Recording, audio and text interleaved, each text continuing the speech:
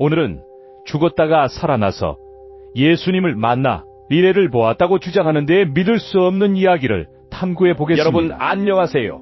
오늘은 마치 여호와 같은 이야기지만 심오한 영적 계시로 제시되는 이야기를 파헤쳐 보겠습니다. 면월릴 농구 코트에서 죽음을 맞이했다고 주장하는 세 소년 마커스 다니엘 로드리게스의 이야기입니다. 하지만 그의 이야기는 거기서 끝나지 않습니다. 그는 자신이 겪었다고 주장하는 사후 경험, 신성한 만남, 그리고 세계 사건에 대한 환상을 통해 여정을 떠납니다. 자, 준비하시고 좋아요 버튼을 누르시고 구독해 주십시오. 이 이야기는 다른 어떤 것과도 다릅니다. 마커스는 피닉스의 평범한 학생으로 농구와 가족에 집중했습니다.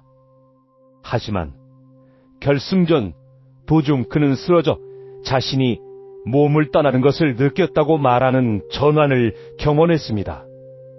그는 몸을 떠나 엄청난 평화 속에 있었고 밝고 따뜻한 빛으로 이끌렸다고 합니다. 그 천상의 공간에서 그는 예수를 만났습니다. 그분께서 저를 바라보셨을 때 제가 저질렀던 모든 잘못된 행동들이 제 마음속을 스쳐 지나갔습니다. 하지만 저는 마치 가장 따뜻한 다묘처럼 저를 감싸는 믿을 수 없는 사랑만을 느꼈습니다. 말로 표현할 수 없는 존재감으로 묘사된 예수는 마커스에게 세상이 중대한 사건들을 준비하고 있다는 환상을 보여주셨습니다. 그는 트럼프 대통령을 단순히 정치적 임무이 아니라 특히 임박한 선과 악의 마지막 전투라는 맥락에서 보이지 않는 황금 실로 더 큰 신성한 계획과 복잡하게 연결된 인물로 보았습니다. 곰곰이 생각해 보세요. 역사 속에서 얼마나 많은 지도자들이 종종 자신도 모르게 더 큰 역사적 운동에 중요한 역할을 하는 것으로 여겨졌을까요? 인스턴 처칠이 유명하게 말했듯이 역사는 내게 친절할 것이다. 내가 그것을 직접 쓸 것이기 때문이다. 마커스의 환상은 신성한 저자가 작용하고 있음을 시사합니다.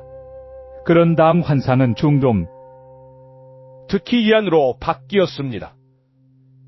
예수는 이란의 행동이 겉보기에는 파괴적인 의도를 가지고 있지만 역설적으로 그분의 재림을 가져올 사건들을 촉발할 것이라고 밝히셨습니다. 마커스는 점점 고조되는 긴장, 미사일 발사 장면을 목격했고 예수님께서 이 모든 것이 새로운 세상의 해산의 고통이라고 설명하시는 것을 들었습니다. 그리고 일론 머스크가 로켓과 미사일로 작업하는 환상이 나타났습니다.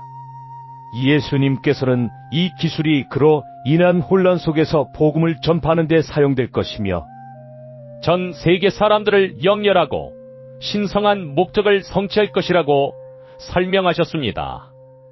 내 아버지께서는 모든 것을 사용하신다. 마거스 심지어 자신의 목적을 완전히 이해하지 못하는 자들도 많이다. 환상들은 합쳐져 거대한 그림을 드러냈습니다. 트럼프의 결정이 이란에 영향을 미치고 이란의 댐이 세계적인 갈등을 악화시키며 머스크의 기술이 혼란 속에서 희망의 메시지를 방소하는 것이었습니다.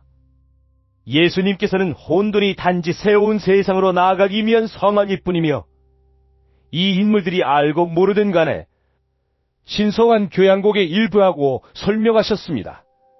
마커스는 결정적인 질문을 했습니다. 언제 이런 일이 일어날까요?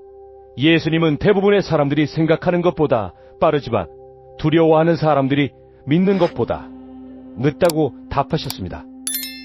그분은 아버지의 때가 완벽하다고 강조하셨습니다. 하지만 예수님의 말씀은 끝나지 않았습니다.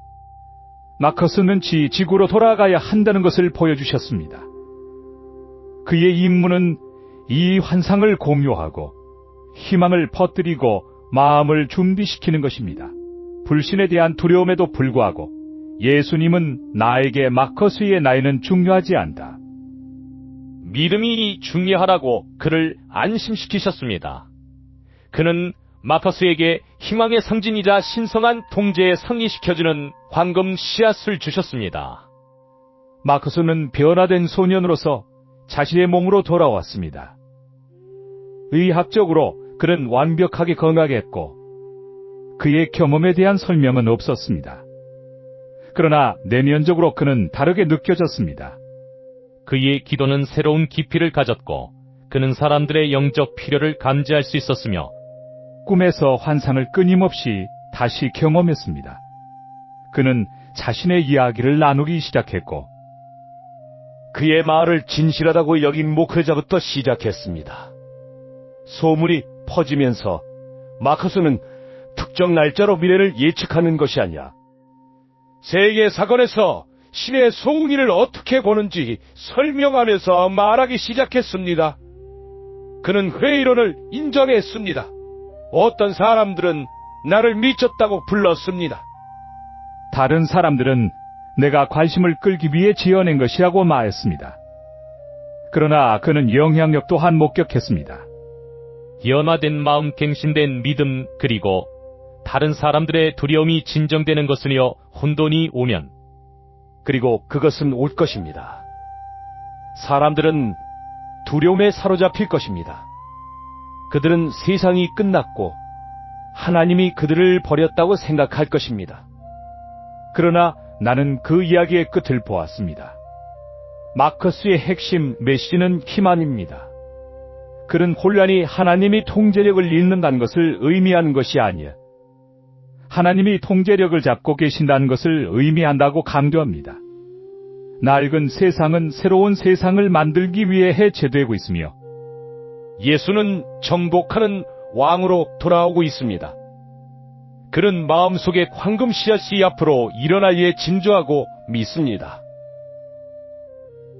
그는 죽음의 경험을 하지 않아도 믿을 수 있으며 단순히 예수님의 부르심을 받아들이면 된다고 말하며 사람들이 마음을 열라고 촉구합니다. 이야기는 이런 강조로 마무리됩니다. 준비하든 안 하든 이 교향곡은 곧 절정에 달할 것입니다. 그리고 그것이 일어날 때에 당신은 음악의 올바른 편에 있고 싶을 것입니다. 예수님께서 오고 계시며 희망을 가지고 오십니다. 그래서 어떻게 생각하시나요? 이 이야기가 공감되시나요? 아예 댓글로 알려주세요.